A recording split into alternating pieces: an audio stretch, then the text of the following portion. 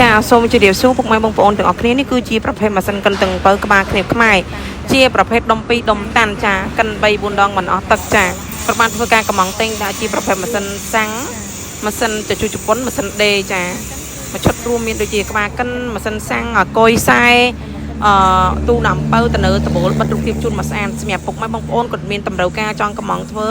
គាត់អាចតាក់ទងតាមលេខ Telegram ផ្នែកខាងលើបានណាចាសម្រាប់ទីតាំងរបស់យើងខ្ញុំគឺនៅភ្នំពេញនៅផ្សារដំស្កូវលើផ្លូវ271នៅម្ដុំធនាគារ ABA ស្លាកយីហោរបស់យើងខ្ញុំគឺឈ្មោះផាតតារាចានេះគឺខាងយើងខ្ញុំបានរៀបចំរួចរាល់អស់ណាបងប្អូនទាំងអស់គ្នាចាអាចមើលបានមិនថាលំអចំហៀងលំអសណ្ដងលំអលូបកន្លែងអីខាងយើងខ្ញុំមានទទួលធ្វើទាំងអស់ណាចាផ្នែកខាងក្រោយមានអាគុយចាប់តកាប់ទៅយើងចុចកុងតាក់វីដេអូតូម៉ាទិកតែម្ដងចា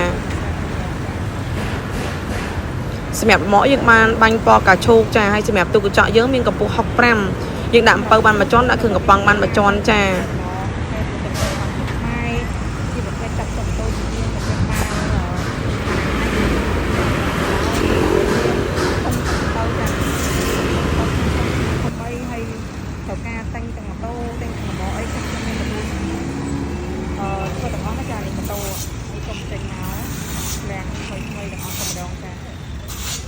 សម្រាប់បងប្អូនមានកម្រិតការចង់កំងខ្ញុំតាក់ទងតាមរយៈលេខទូរស័ព្ទដេកផ្សាយដែលនៅក្នុងខាងលើ